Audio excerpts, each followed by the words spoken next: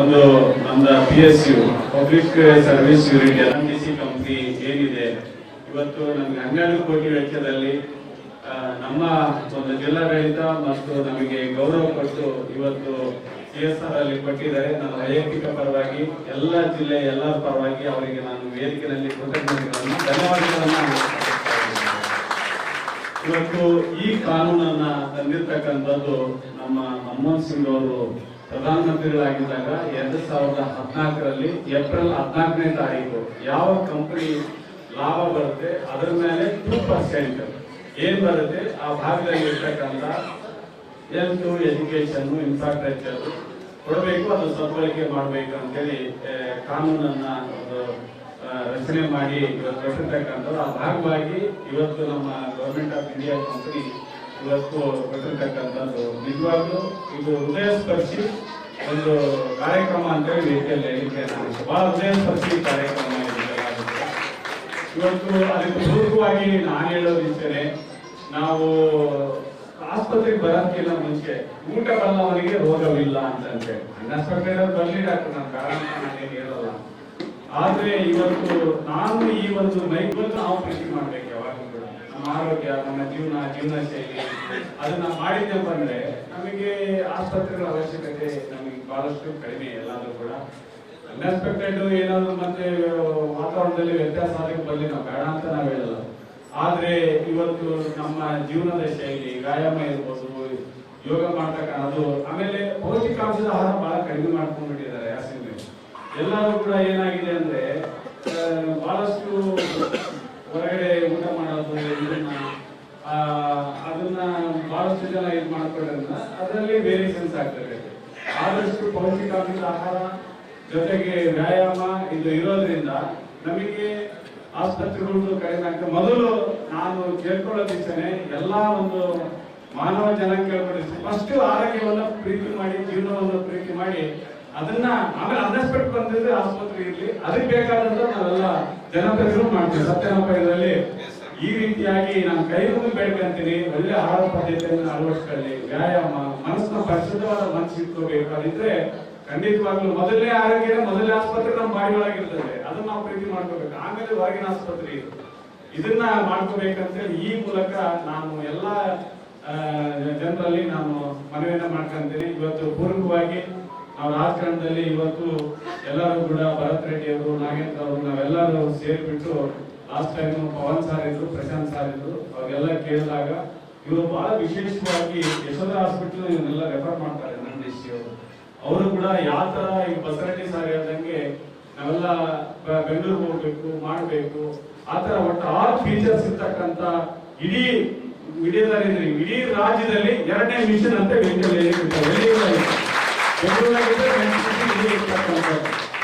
ನಾನು ಕೂಡ medical education minister ಇದ್ದಾಗ ಸ್ವಲ್ಪ ಮಟ್ಟಿಗೆ ಒಂದು OPD ನಲ್ಲಿ ಕೂಡ ಬಹಳಷ್ಟು ಒಳ್ಳೆ ಕೆಲಸಗಳೆಲ್ಲ ಮಾಡ್ತೀವಿ. ನಾವೆಲ್ಲ ICU bed 30 bed ICU bed ಎಲ್ಲ ಮಾಡ್ತಿದ್ವಿ, ವೆಂಟಿಲೇಟ್ ಮಾಡಿ, CT ಸ್ಕ್ಯಾನ್ ಮಾಡ್ತಿದ್ವಿ. ಯಾರ್ಯಾರಿಗೆ ಗೊತ್ತಿಲ್ಲ 8 ಕೋಟಿ ರೂಪಾಯಿ ಅಲ್ಲೇ ಇತ್ತು, ಯೂಸರ್ಸ್ ಅಮೌಂಟ್ ಇತ್ತು, ಎಲ್ಲೆಲ್ಲ ಹುಡುಕ್ತಿದ್ರು, ಡ್ರಗ್ಸ್ ಎಲ್ಲ ತರಲಿಕ್ಕೆ. ಯಾಕಪ್ಪ ಇನ್ನಾಕ ಇಂಟ್ರೆಸ್ಟ್ ಅಮೌಂಟ್ ಒಂದು 4 ಕೋಟಿ ಇಟ್ಟಿಗ ಸರ್ ಏನಾಯ್ತು, ನಾನು ಸ್ವಲ್ಪ ಅದ್ರೊಳಗೆ ಗುಣ ರೊಕ್ಕದಾಗ ಎಲ್ಲಿ ಇರ್ಲಿ, ಅದು 8 ಕೋಟಿ ಸುಮ್ಮನೆ ಇಟ್ಟಿರ್ತಾರೆ, ಬಡ್ಡಿ ಕೊಟ್ಕೊಂಡಿದ್ರು. ಅದನ್ನೆಲ್ಲ ನಾನು ಇದ್ನಾಗ ತಗೊಂಡು ಬಿಸಾಕ, ನಿನಗೆ ಮೆಡಿಸಿನ್ಸ್ ಇಮಿಡಿಯೇಟ್ ಆಗಿ ಏನ್ ಬೇಕು 4 ಕೋಟಿ ಇಟ್ಕೋ, ಇನ್ನ 4 ಕೋಟಿಗೆ ಏನನ್ನ ತರ್ಸಲ್ಲ, ಜನರಿಗೆ ಬೇಕಾದ ಅಂತೇಳಿ ಆ ತರ ಮಾಡಿ ಅವತ್ತೆಲ್ಲರೂ ಕೂಡ ನಮ್ಗೆ ಎಕ್ಸ್ಟ್ರಾ ಮಿಷನ್ ತಂದೆ ಬಿಡೋಣ. ಅದೆಲ್ಲ ಅದ್ರಲ್ಲಿ ನಮ್ಗೆ ಬಹಳ ಹೆಲ್ಪ್ ಆಯ್ತು. ಅದನ್ನ ಬಡ್ಡಿ ಇಂಟ್ರೆಸ್ಟ್ ಕೊಟ್ಕೊಂಡಿದ್ರು ಬ್ಯಾಂಕ್ ಅಲ್ಲಿ.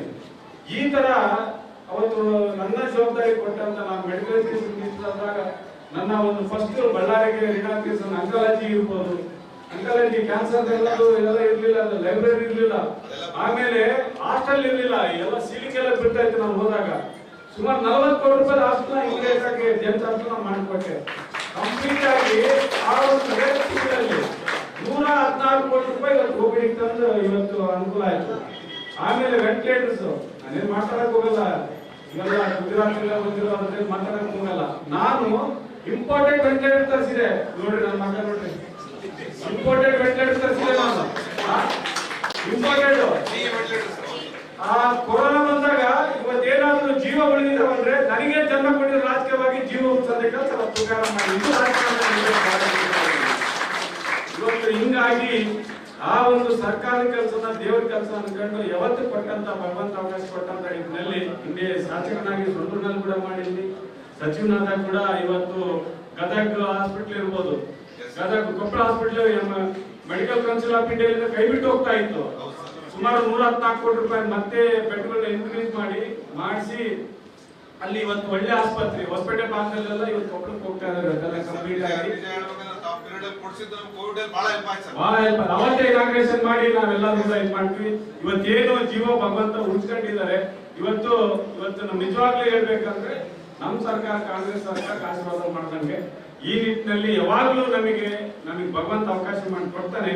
ಸಮಾಜಕ್ಕೆ ಕಣ್ಣಾಗಿ ಇವತ್ತು ನಾವು ಮಾಡ್ತಕ್ಕಂಥದ್ದು ನಾವೆಲ್ಲ ಮಾಡ್ಬೇಕಾಗಿದೆ. ಇವತ್ತು ಅದೇ ರೀತಿಯಾಗಿ ಲೋಕಸಭಾ ಸದಸ್ಯನಾದ್ಮೇಲೆ ಇವತ್ತು 4ನೇ ಬಾರಿ ನನಗೆ ಸೊಂಡೂರಿನಿಂದ ನನಗೆ ಆಯ್ಕೆ ಮಾಡಿದ್ರು ಲೋಕಸಭಾ. ಮತ್ತೆ ನಮ್ಮ ಹೈಕಮಾಂಡ್ ಎಲ್ಲರೂ ಕೂಡ ಹಿರಿಯರು ಸಿದ್ದರಾಮಯ್ಯ ಸಾಹೇಬರು, ಡಿ ಕೆ ಶಿವಕುಮಾರ್ ಸಾಹೇಬ್ ಎಲ್ಲರೂ ಕಣ ಕಾಂಗ್ರೆಸ್ ಇಂದ 20 ವರ್ಷ ಆಗೈತೆ MP ಹೋಗಿ ಇಲ್ಲ ಬಳ್ಳಾರಿಯಿಂದ ಸೋನಿಯಾ ಗಾಂಧಿ ಮೇಡಮ್ ಅವರು ಕೊಡಗು ಬಸವನಗೌಡ ಸಾಹೇಬ್ ಹೋದ್ಮೇಲೆ ಯಾರು ಇಲ್ಲಪ್ಪ ನೀವು ಹೋಗ್ಬೇಕು ಅಂತ ಹೇಳಿ ನಿಂದಿರ್ಬೇಕಂದಾಗ ನಮ್ಮ ಭಾಗದಲ್ಲಿ ನಾಗೇಂದ್ರ ಅವರು ಎಲ್ಲರೂ, ಗಣೇಶ್ ಎಲ್ಲ ಶಾಸಕರು ಎಲ್ಲರೂ ಸೇರಿ ಆ ಕಡೆ ಭಾಗದ ವಿಜಯನಗರ ಜಿಲ್ಲೆ ಶಾಸಕರು ಎಲ್ಲ ಒಬ್ಬ ವಿದ್ಯಾವಂತರು ಅನುಕೂಲ ಆಗ್ತೈತೆ, ಅನುಭವಿ ಚೆನ್ನಾಗಾಗ್ತೈತೆ ಅಂತ ವಿಶ್ವಾಸ ಇಟ್ಟು ಜನ ಕೂಡ ಬಳ್ಳಾರಿ ಜನತೆ ಕೂಡ ಎಲ್ಲರೂ ನನ್ನ ತಂದೆ ತಾಯಿ ಮಾಡಿ ನನಗೆ ಕೊಟ್ಟರು. ಅವತ್ತು ಕೂಡ ಅವತ್ತು ಏನು ಅನುಭವ ಇತ್ತು ಅದೇ ಒಂದು ಇವತ್ತು ಸೀನಿಯರಿಟಿ ಮೇಲೆ ಒಂದು ಹಿರಿತನದ ಮೇಲೆ ಇವತ್ತು ನಾವು ಮುಂಜಾನೆಯಿಂದಾನೆ ಇನ್ನು ಆಮೇಲೆ ಪಾರ್ಲಿಮೆಂಟ್ಗೆ ಹೋಗೋದು ಪ್ರೆಸ್ ಮೀಟ್ ಮಾಡ್ತೀನಿ, ನಾನು ಪೋಸ್ಟ್ ಆಫೀಸ್ ಇರ್ತಾನೆ, BSNL ಇರ್ಬೋದು, ಜೊತೆಗೆ ಇವತ್ತು ಆಮೇಲೆ ನವೋದಯ ಸ್ಕೂಲ್ ಕೂಡ ಬಳ್ಳಾರಿಗೆ ಮಾಡ್ಕೊಂಡು ಬಂದಿದ್ದೀನಿ, ಆರ್ಡರ್ ಕೂಡ ಆಗಿದೆ. ನವೋದಯ ಸ್ಕೂಲ್ ಕೂಡ ಮಾಡ್ಕೊಂಡು ಬಂದಿದ್ದೀನಿ. ನಾವು ಇಂಜಿನಿಯರ್ ಕಲಿತದ್ದು ಇವತ್ತು ಬಳ್ಳಾರಿ ಕೂಡ ನವೋದಯ ಸ್ಕೂಲ್ ಮಾಡ್ಕೊಂಡು ಬಂದಿದ್ದೀನಿ, ಆರ್ಡರ್ ಕೂಡ ಆಯ್ತು. ಈ ಅಕಾಡೆಮಿಕ್ ಇರಿಂದ ಅದನ್ನ ಶುರು ಮಾಡ್ತೀವಲ್ಲ ಕಂಪ್ಲೀಟ್ ಆಗಿ. ಪಾರ್ಲಿಮೆಂಟ್ಗೆ ಹೋದ್ಮೇಲೆ ಏನೇನು 2 ವರ್ಷದ್ದು ನಾನು ಏನು ಕೆಲಸ ಮಾಡಿದ್ದೀನಿ ಅಂತ ಮುಂದೆ ಇಕ್ಕಂತ ಒಂದು ಪ್ರಯತ್ನ ಮಾಡ್ತೀನಿ. ಮುಂಜಾನೆಯಿಂದ ಇವತ್ತು ನ್ಯಾಷನಲ್ ಹೈವೇ ಸುಮಾರಾಗಿ 28ರಿಂದ 32 ಕಿಲೋಮೀಟರ್ ಆಗ್ತದೆ. ಅದು ಬೇಡಿವಿಲಾಪುರದಿಂದ ಇವತ್ತು ಬಹಳಷ್ಟು ತೊಂದರೆ ಇತ್ತು. ನಾವು ಹೋಗ್ಬೇಕಾದ್ರೆ 9 ಗಂಟೆ ಮೇಲೆ ಅಡ್ಡಾಡಂಗಿದ್ದಿಲ್ಲ, ಅಷ್ಟು ಗಾಡಿಗಳೆಲ್ಲ ಕಂಟೈನರ್ ಬೈ ಎಲ್ಲ ಒಳಗೆ ಬರ್ತಾ ಇದ್ದಲ್ಲ, ಎಲ್ಲ ಒಳಗೆ ಬರ್ತಾ ಇದ್ರು, ಬಹಳ ತೊಂದರೆ ಎಲ್ಲ ಹಾಳಾಗೋಗ್ಬಿಟ್ಟಿತ್ತು ಎಲ್ಲ ಕಂಪ್ಲೀಟ್ ಆಗಿ. ಇದ್ರ ಅನುಭವ ನನಗಿತ್ತು. ಬೈ ಏನಾಗ್ತಂದ್ರೆ ಬೈಪಾಸ್ ಇರಲಿಲ್ಲ ಸೊಂಡ್ರಿಗೆ, ಗಾಡಿಗಳೆಲ್ಲ ಒಳಗೆ ಕೂತಿತ್ತು ಸೊಂಡ್ರಾಗೆ. ಫಸ್ಟ್ ML ಆದ್ಮೇಲೆ ಬೈಪಾಸ್ ಮುಗಿಸಿದೆ ನಾನು, ಹಂಗೆ MP ಆದ್ಮೇಲೆ ಫಸ್ಟ್ ಬೈಪಾಸ್ ಮುಗಿಸಿದ್ರೆ ಮಾಡ್ಬೇಕು ಅಂತ ಹೇಳಿ ನ್ಯಾಷನಲ್ ಹೈವೇ ಸುಮಾರು ಮುಗಿಸಿದ್ವಿ. ಇನ್ನ 80% ನ್ಯಾಷನಲ್ ಹೈವೇ ಮುಗಿದಿದೆ. ಇನ್ನ 20% ಬೂನಹಳ್ಳಿ, ಇವತ್ತು ನಮ್ಮ ಗಾದಿಗನೂರು, ಆಮೇಲೆ ಒಡ್ಡರಹಳ್ಳಿ, ಇನ್ನೊಂದು 4-5 ಪ್ಯಾಸೆಂಜರ್ ಇದೆ. ಅದಾದ್ರೆ 20% ಮುಗಿದ್ನಪ್ಪ ಅಂದ್ರೆ ಮುಂದಿನ ದಿನದಲ್ಲಿ ಕೇಂದ್ರ ಸಚಿವರು ಕರೆಸಿ ಕೂಡ ಉದ್ಘಾಟನೆ ಮಾಡ್ತಕ್ಕಂಥ ಕೂಡ ಮಾಡ್ತೀವಿ. ಅಂದ್ರೆ ಹೊಸಪೇಟೆಯಿಂದ ಅಪ್ ಟು ಕರ್ನಾಟಕ ಭಾಗ ಇದು ಮುಗಿಲಿ ಅಂತೇಳಿ ಏನು ನನಗೆ ಜವಾಬ್ದಾರಿ ಕೊಟ್ಟಿದ್ರು, ಅದೇನು ನಾನು ಕಷ್ಟಬಿದ್ದು ಮಾಡಿಸಿದ್ವಿ. ಅವತ್ತು ಮೇಯರ್ನ ಗಾಲಿಗುಪ್ಪಣ ಎಲ್ಲರೂ ಸೇರಿ ಎಲ್ಲರೂ ಉದ್ಘಾಟನೆ ಮಾಡಿದೀವಿ. ಇವತ್ತಿನ ದಿನ 32 ಕಿಲೋಮೀಟರ್ ಉದ್ಘಾಟನೆ ಮಾಡಿಸಿದೀವಿ. ಅದೇ ರೀತಿಯಾಗಿ ಇವತ್ತು MRI ಸ್ಕ್ಯಾನ್ ಕೂಡ ಮಾಡಿಸಿದೀವಿ. ಜೊತೆಗೆ ಇದು ಹೊರಗಡೆ ಹೋದ್ನಪ್ಪ ಅಂದ್ರೆ 7ರಿಂದ 9 ಸಾವಿರ ರೂಪಾಯಿ ಆಗ್ತದೆ. 7ರಿಂದ 9 ಸಾವಿರ ರೂಪಾಯಿ ಆಗ್ತಾ ಇದೆ. ನಮ್ಮಲ್ಲಿ ಎಲ್ಲಾ ಬಡವರಿಗೆ 2,000 ರೂಪಾಯಿದಲ್ಲಿ ಮಾಡ್ಕೊಡಂತ ಕೆಲಸ ಇವತ್ತು ಮಾಡ್ತಾ ಇದ್ದೀವಿ. ಅದೇ ಹೇಳಿದ್ರಲ್ಲ, ಸುಮಾರಾಗಿ ಇವತ್ತಿನ ದಿನ 2,25,00,000 ರೂಪಾಯಿಗಳು ಉಳಿತಾಯ ಆಗಿದೆ. ಇಲ್ಲೇ ಮಟ್ಟ ಜುಲೈಯಿಂದ ಇಲ್ಲೇ ಮಟ್ಟ ಎಲ್ಲ ಇವತ್ತು ನಿಜವಾಗ್ಲೂ ಜುಲೈಯಿಂದ ಮಾಡಿದ್ರೆ 2,25,00,000 ನನ್ನ ಅಷ್ಟೇ ಇದೆ. ನಾವು ಉದ್ಘಾಟನೆ ಮಾಡ್ಬೇಕು ಇದಂತ ಹೇಳಿ ಫಸ್ಟ್ ಸರ್ವಿಸ್ ಆಗ್ಲಪ್ಪ ಅಂತ ಇರ್ತೀನಿ ಎಲ್ಲ ಕಂಪ್ಲೀಟ್ ಆಗಿ. ಯಾಕಂದ್ರೆ ಇವತ್ತು ತೆರಿಗೆ ದುಡ್ಡು ಜನ ಕೊಟ್ಟಿರ್ತಾರೆ, ಇವತ್ತು ಅದು ಸಲ್ಲಲಿ ಅಂತೇಳಿ ಇವತ್ತು ಸಮಾಜಕ್ಕೆ ಜೊತೆಗೆ DLRC ಮೀಟಿಂಗ್ ಕೂಡ ಇವತ್ತು ಸಾಯಂಕಾಲ ಇಟ್ಕೊಂಡಿದೀವಿ. ಪ್ರಧಾನಮಂತ್ರಿ ಇವತ್ತು ನಮ್ಗೇನು ಮೈಕ್ರೋ ಇಂಡಸ್ಟ್ರೀಸ್ ಅದು ಕೂಡ ಇವತ್ತೆಲ್ಲ ವಿಶ್ವಕರ್ಮ ಯೋಜನೆ ಕೂಡ ಇವತ್ತು ಕಿಟ್ಗಳೆಲ್ಲ ಕೊಡ್ತಾ ಇದ್ವಿ. ಈ ರೀತಿಯಾಗಿ ಇವತ್ತು ಕಂಪ್ಲೀಟ್ ಆಗಿ ತಗೊಂಡಿದ್ವಿ. ಜೊತೆಗೆ ಜೂನಲ್ ಮೀಟಿಂಗ್ ಇದೆ. ಅಶ್ವಿನಿ ಮಹೇಶ್ವರ್ ಕೂಡ ಇವತ್ತು ಹುಬ್ಬಳ್ಳಿಗೆ ಬರ್ತಾ ಇದ್ದಾರೆ. ಅವತ್ತೆಲ್ಲ ನಮ್ಮ ರೈಲ್ವೆ ಪ್ರಾಜೆಕ್ಟ್ಸ್ ಯಾರ್ಯಾರು ಏನ್ ತಗೋಬೇಕು ಅಂತೇಳಿ ಅದನ್ನು ಕೂಡ ಇವತ್ತು ಲೆಟರ್ ಮಾಡಿಬಿಟ್ಟು ನಾನೆಲ್ಲ ಪ್ರಪೋಸಲ್ಸ್ ಎಲ್ಲ ಕಳಿಸ್ತಾ ಇದ್ದೀವಿ. ಇವತ್ತು ರೈಲ್ವೆ ಏನಿದ್ದಾವೆ ಇದಕ್ಕೆ ಸಂಬಂಧಪಟ್ಟಂಗೆ ಹೇಳ್ಬಿಡ್ತೀನಿ. ಇವತ್ತು ಇದು ಎಲ್ಲರಿಗೂ ಒಳ್ಳೆಯದಾಗಲಿ. ಬಸ್ ರೆಡಿ ಸರ್, ನಾವೆಲ್ಲರೂ ಕೂಡ ಜಿಲ್ಲೆ ಎಲ್ಲರೂ ಶಾಸಕರು ನಾವು ಎಲ್ಲರೂ ಮುಂದಿನ ದಿನದಲ್ಲಿ ಬಳ್ಳಾರಿ ಅಭಿವೃದ್ಧಿಗೋಸ್ಕರ ಎಲ್ಲರೂ ಮೇಯರು ಎಲ್ಲರೂ ಸೇರಿದಂತೆ ನಾವು ಇಂಟರ್ನಲ್ ಈಗ ಆಯ್ತು ಬೈಪಾಸ್ ಮುಗಿತು, ಇದು ಕೂಡ ಬೈಪಾಸ್ ಮುಗಿಸ್ತೀವಿ. ಇಂಟರ್ನಲ್ಲಿ ಏನೇನು ಕೆಲವೊಂದೆಲ್ಲ ಇವತ್ತು ಅಭಿವೃದ್ಧಿ ಕೆಲಸಗಳು ಆಗ್ಬೇಕಾಗಿದೆ. ವಿಶೇಷವಾಗಿ NH ಇಂದ ಸುಧಾ ಕ್ರಾಸ್ ಮಟ್ಟ ಇದೆಲ್ಲದೂ 4 ಲೈನ್ಸ್ ಎಲ್ಲ ಮಾಡಬೇಕಾಗಿದೆ. ಅದನ್ನ ಇಮಿಡಿಯೇಟ್ ಆಗಿ ಇನ್ನು 3 ತಿಂಗಳಲ್ಲಿ ಕೈಗೆತ್ತಿಕೊಳ್ಳುವ ಕೆಲಸ ನಾವು ಮಾಡ್ತೀವಿ. ಅದನ್ನೆಲ್ಲ ಕಂಪ್ಲೀಟ್ ಆಗಿ ಜೊತೆಗೆ 3 ತಿಂಗಳು ಕೂಡ ವೈಡನ್ ಮಾಡ್ತಕ್ಕಂಥದ್ದನ್ನು ಕೂಡ ನಾವೆಲ್ಲ ಮುಂದಿನ ದಿನದಲ್ಲಿ ಮಾಡ್ತೇವೆ. ಈ ರೀತಿಯಾಗಿ ಅಭಿವೃದ್ಧಿಯನ್ನು ನಿರಂತರವಾಗಿರ್ತದೆ, ನಿಂತಿರಾಗಲ್ಲ. ಪಾಪ್ಯುಲೇಷನ್ ಬೆಳೀತಾ ಇರ್ತೈತೆ, ಅದಕ್ಕೆ ಪಾಪ್ಯುಲೇಷನ್ ತಕ್ಕಂಗೆ ಇನ್ಫ್ರಾಸ್ಟ್ರಕ್ಚರ್, ಕುಡಿಯೋ ನೀರು, ಕರೆಂಟ್, ರಸ್ತೆ ಗಿಸ್ತೆ ಮಾಡಬೇಕಾಗಿದೆ. ಅದರಲ್ಲಿ ಖಂಡಿತವಾಗ್ಲೂ ನಾವೆಲ್ಲರೂ ಜೊತೆ ಕೂಡಿ ಮಾಡ್ತೀವಿ ಅಂತ ಹೇಳ್ತಾ ಇವತ್ತು ಇದೇನಾಗಿದೆ ದಯಮಾಡಿ ಸದ್ಬಳಕೆ ಮಾಡ್ಕೊಳ್ಳಿ. ಮತ್ತೆ ಎರಡನೇದಾಗಿ ಕೂಡ ಇವತ್ತು ಎಲ್ಲ NMDC ಟೀಮ್ ಕೂಡ ನಾನು ಕೆಲವೊಂದೆಲ್ಲ CSRನೆಲ್ಲ ನಾನೆಲ್ಲ ಕೊಟ್ಟಿದ್ದೀನಿ ಎಲ್ಲ ಕಂಪ್ಲೀಟ್ ಆಗಿ. ಅದನ್ನು ಕೂಡ वो आरओ प्लांट क्या दिया है ना साहब जी, वो इमीडिएटली वो कंसिडर करने का।